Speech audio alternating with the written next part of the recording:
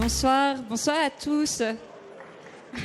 Je vais vous interrompre encore un tout petit moment, mais je me suis sentie un peu Madonna pendant 1 minute et c'était plutôt pas mal.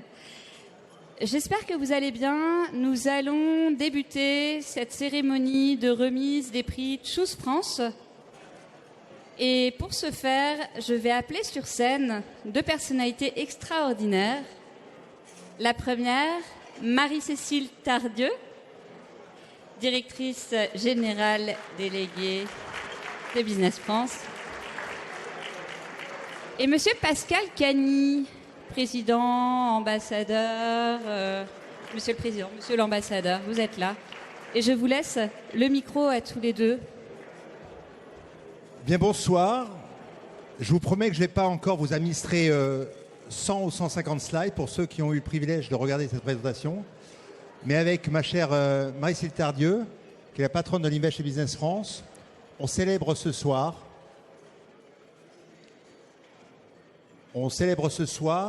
les entreprises internationales qui ont le privilège et qui nous font le privilège d'investir en France.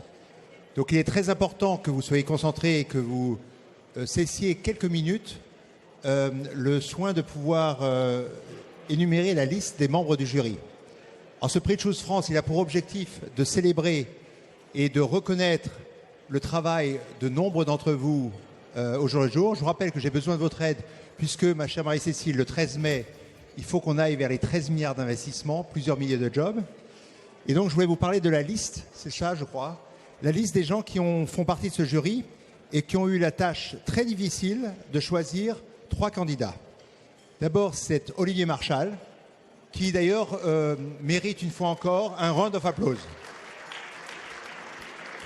C'est ensuite Christian Boineau, qui mérite beaucoup d'applaudissements. C'est enfin Marc Lermite. Marc Lermite qui doit être absolument encouragé pour qu'on soit encore les premiers chez EY. Et puis évidemment, ma chère Sophie Sidos Vica, qui nous fait le privilège d'être là, président des CCF. Bruno Julien Laferrière, président de la Banque Transatlantique, qui est la meilleure banque privée qui soit sur la place de Paris, que ce soit clair. Et Alain Di Crescenzo, le patron des chambres de commerce. Alain, où es-tu, Alain? Alain qui fait un privilège rare, unique et particulier, il comprendra d'être avec nous.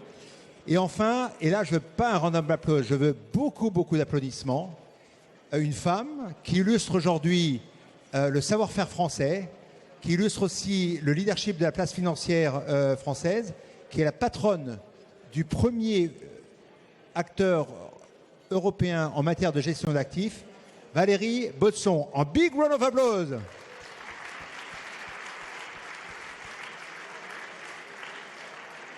Sur ces entrefaits, je crois que je vous passe la parole et que je vous rappelle, ou c'est peut-être vous qui allez le faire, ma chère Marie-Cécile, qu'on a structuré ce prix-là sur 3 grands thèmes. Merci Pascal. Bonsoir à tous. Si je peux avoir 1 minute de votre attention. Merci.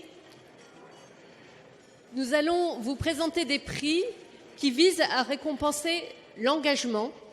Donc les candidats qui ont été reçus pour regarder si on pouvait leur remettre ces prix sont des candidats qui ont fait des annonces à Choose France. C'est donc un prix de l'engagement de ceux qui respectent les engagements qu'ils ont pris en faveur de la France. Le jury a examiné ces différentes annonces faites à Choose France pour récompenser ceux qui ont pris des engagements dans la transition écologique, dans l'innovation et aussi dans les talents. Le deuxième point que je voulais mettre en avant sur ces prix, c'est que ces prix sont aussi faits avec l'attention au territoire. Et je crois que nous avons ici un grand nombre d'agences régionales qui travaillent dans les territoires au dernier kilomètre. Et je voudrais vraiment les saluer et les remercier parce que si les engagements sont tenus par les entreprises, c'est parce que nos agences de développement dans les territoires vous accompagnent jusqu'au bout. Et donc je pense, cher Pascal, qu'on peut aussi applaudir nos agences régionales de développement en région.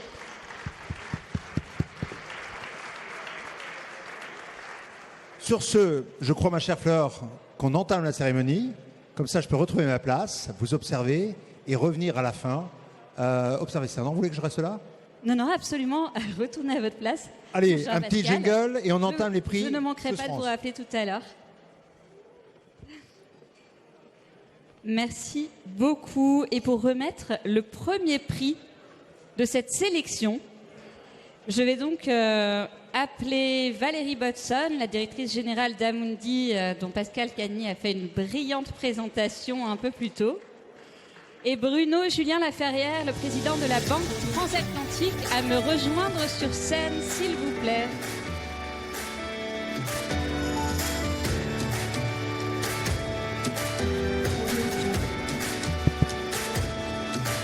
Merci beaucoup. Merci à vous. Alors ce premier prix, c'est le prix de la transition écologique et de la décarbonation. Voilà, donc on est très heureux avec Valérie de vous révéler le nom du lauréat du jury Choose France pour ce prix transition écologique et décarbonation. Voilà, donc je suis heureux de vous annoncer le lauréat et la société GSK. Et j'invite son président Thibaut Desmarais à nous rejoindre.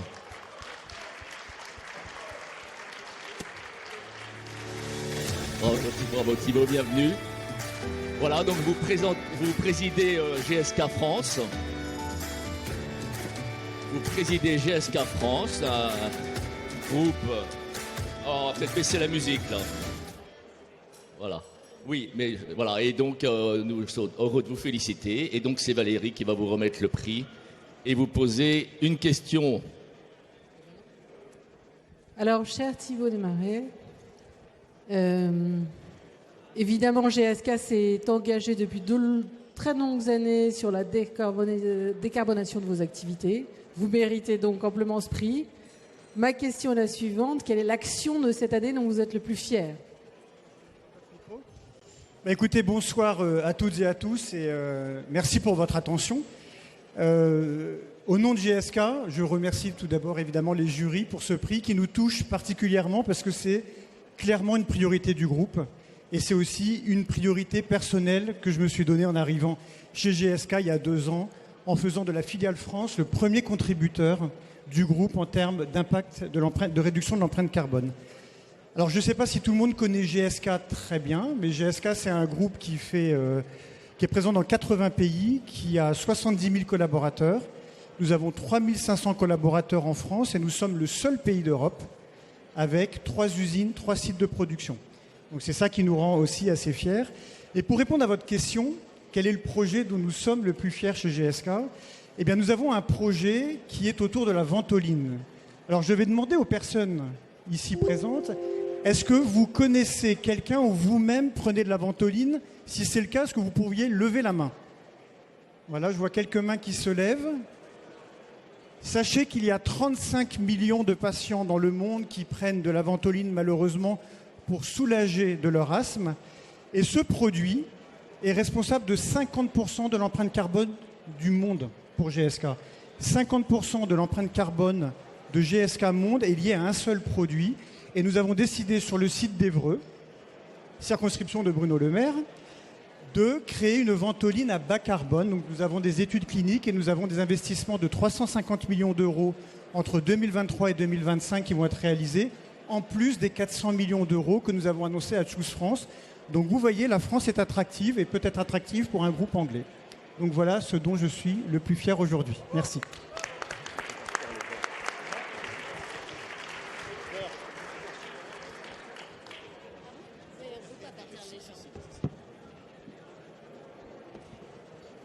Alors, vous pouvez rester pour la photo.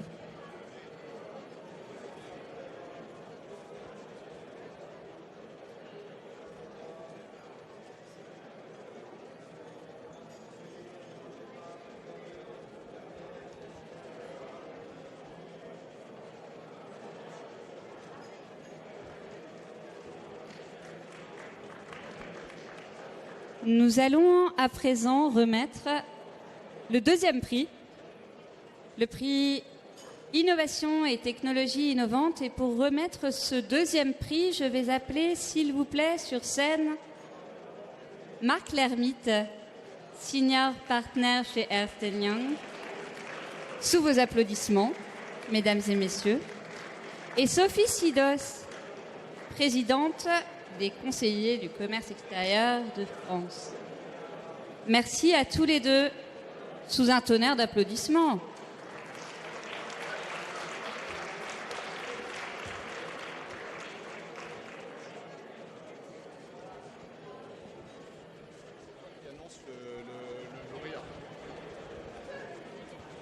Chers Marc et Sophie, la scène est à vous.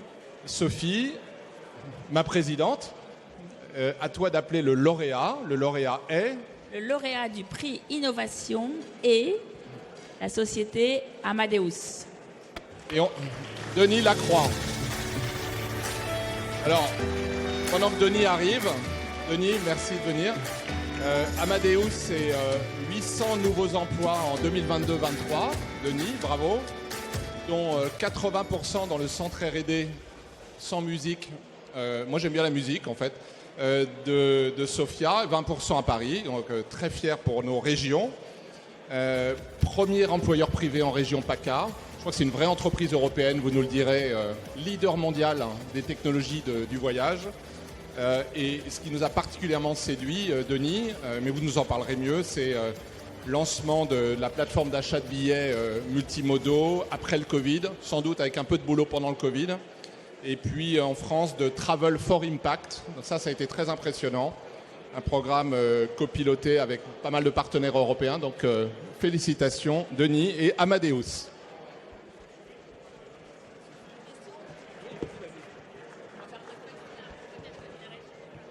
Alors Denis, la petite question facile, pourquoi est-ce que tu as choisi la région PACA? Bon, je n'ai pas choisi cette région, c'est un peu historique, je ne vais pas vous faire l'historique d'Amadeus.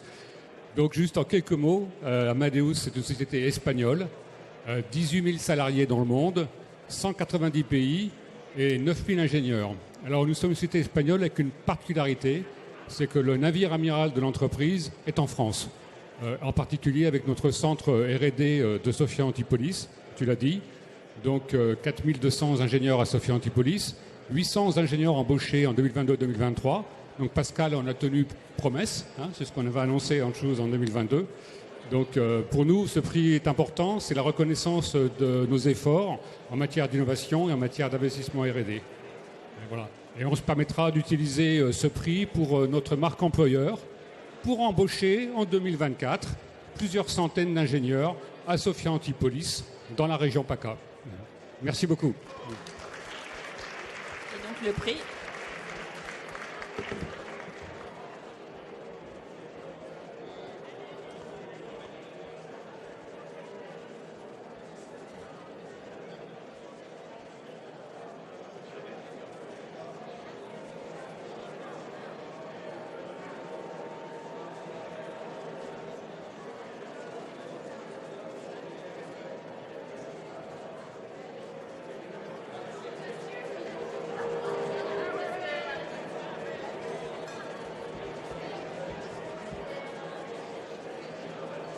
Merci. Merci beaucoup. Merci à tous. Alors, j'ai 2 petits-enfants et il y a un jeu auquel on aime beaucoup jouer avec mes 2 petits-enfants. Ça s'appelle le roi du silence. Alors mes enfants, ils ont 1 an et demi et 6 ans. Vous leur mettez quand même pas mal d'années au compteur. J'aimerais savoir si vous aussi, vous savez jouer au roi du silence pendant peut-être 5 secondes, peut-être même 15 secondes. Et Christian me dit un peu plus. Et je pense que ça nous ferait très très très plaisir de tous pouvoir entendre,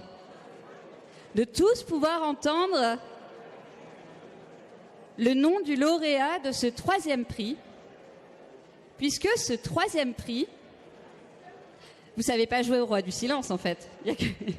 Seuls mes enfants savent jouer au roi du silence. Alors pour ce 3e prix, s'il vous plaît, je vais vous demander d'accueillir sur scène 2 personnes qui sont très importante ce soir, puisque je vais appeler... bon, chacun est très important ce soir. Mais je vais appeler Christian Auboineau à me rejoindre sur scène. Christian, c'est le directeur général de DZA.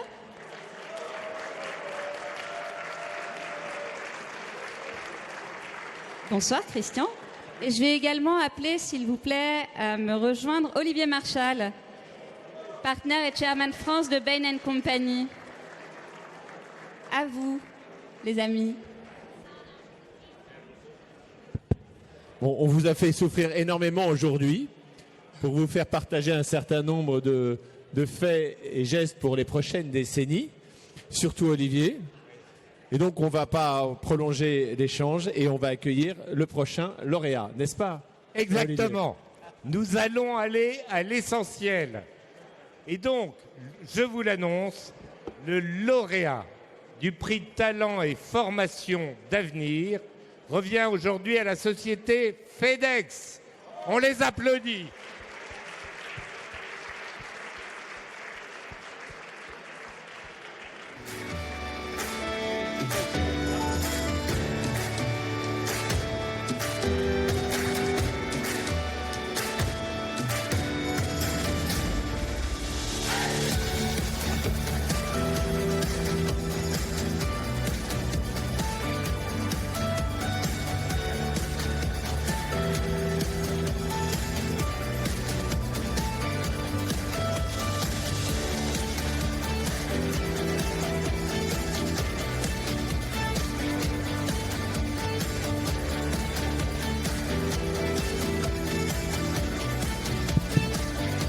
La question, de quoi êtes-vous le plus fier de cette année, de ce que vous avez produit ou agi dans le cadre de FedEx?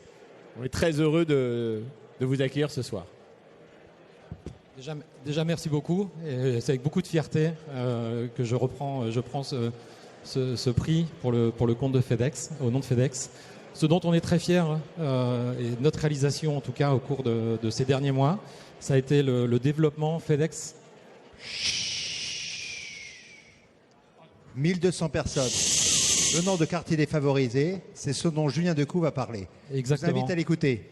Parce que la France de demain n'existera pas si on n'arrive pas à les intégrer. J'aimerais que tu en parles. Tu veux bien? Donc FedEx a choisi la France il y a 25 ans. On a cessé de se développer et une grande phase de développement a eu lieu au cours de l'année 2022 et c'est finalisé 2023. Nous avons recruté 1200 collaborateurs, essentiellement sur les départements limitrophes de l'aéroport, puisque nous avons recruté ces 1200 collaborateurs sur la Seine-Saint-Denis et sur le Val d'Oise principalement. Et ce sont 1200 collaborateurs que nous avons recrutés sans CV. Et donc nous leur donnons ensuite l'opportunité d'intégrer l'entreprise et d'évoluer au sein de l'entreprise. Et lorsqu'une entreprise grossit avec 1200 nouveaux collaborateurs, c'est toute une structure managériale qui doit se construire derrière. Et les 280 agents de maîtrise et les 150 cadres qu'il a fallu pour accompagner cette croissance sont tous issus de la promotion interne. Donc nous croyons dans les potentiels de nos collaborateurs, nous leur donnons les outils pour se développer et voilà ce dont on est le plus fier. Merci beaucoup encore. Et une petite pensée pour Alain Chaillet, qui depuis longtemps est en charge aujourd'hui des Government Affairs. Où est Alain? Je ne sais pas où il est, mais qui a participé énormément à cela. Et le fils d'immigré italien que je suis, que la République a reçu derrière les fascistes, est très heureux de pouvoir aider 1200 personnes dans ces quartiers-là. Donc bravo encore et à très très bientôt pour le dernier prix. Et pour le dernier prix, justement, Pascal, ne partez pas trop loin parce que je vais vous demander de remonter sur scène. Et je vais également appeler à vos côtés Alain Di Crescenzo, président de CCI France, s'il vous plaît. Et je vous laisse remettre ce 4e prix Mobilité Verte. Alors Alain, je suis très heureux de te voir en personne. Moi aussi, c'est un vrai privilège. Tu vas, avant qu'on ne conclue cette cérémonie finalement très rapide, nous parler des chambres de commerce. Tu veux que je parle des chambres de commerce? Rapidement. Avec grand plaisir. Établissement public de l'État. Donc avec 4 missions: représentation des entreprises, soutien des entreprises tout le long de leur cycle de vie, formation et bien sûr gestion d'infrastructures. 14 000 collaborateurs, 9 000 élus. Et sachez que toutes les 5 secondes, on soutient une entreprise. On forme 430 000 personnes chaque année et on gère 505 infrastructures pour le bonheur de tous, je l'espère, Monsieur le Président. Absolument. Sur ce point, j'aimerais maintenant inviter un quatrième gagnant qui ne devait pas être, puisque nous avions décidé de ne faire que 3 prix. Mais on a pensé que ce qu'il faisait était rare, unique. On a à sa tête, là aussi encore, une jeune femme. Et j'aimerais donc inviter ma chère Solange à venir pour souligner le prix spécial du jury à la société Iveco.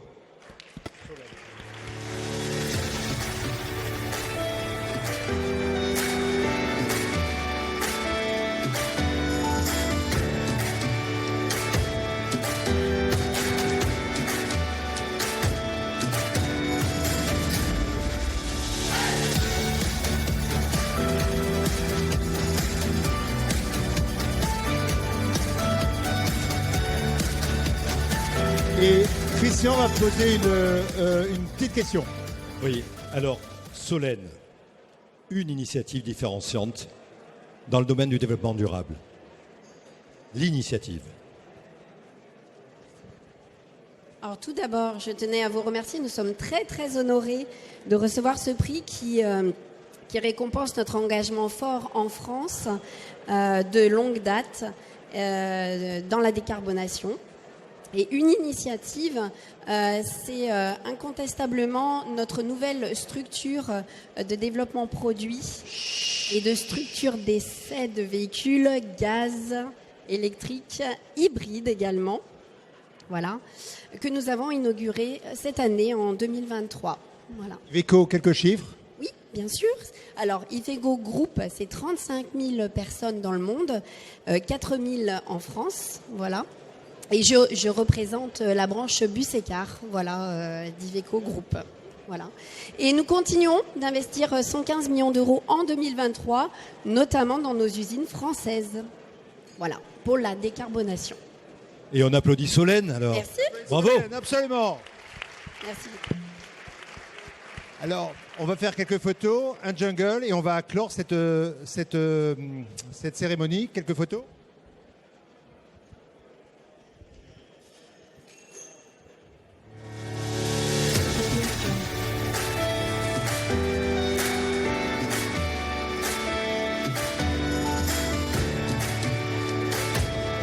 Alors j'invite tous les membres du jury et tous les gagnants, lauréats, à nous rejoindre sur la scène, puisqu'il faut faire la fameuse photo. Ma chère Fleur, le micro est à vous.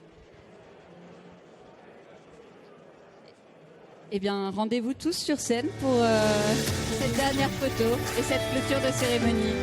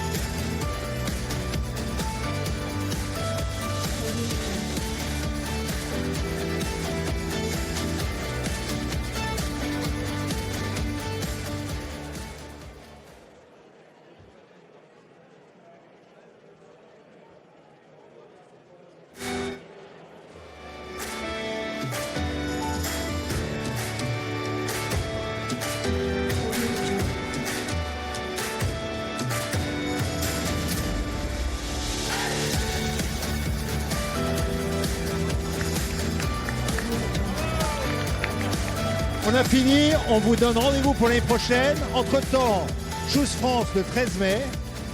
Il nous faut une vingtaine, trentaine de projets et il faut faire mieux que l'année dernière, c'est-à-dire mieux que 13 milliards. Vous ne sortez pas de la salle si vous ne nous présentez pas vos projets. Charles, je compte sur toi. Passez une belle soirée et le mot et la parole est à Christian Boineau. On ne passe pas après Pascal. Merci à tous et bon dîner.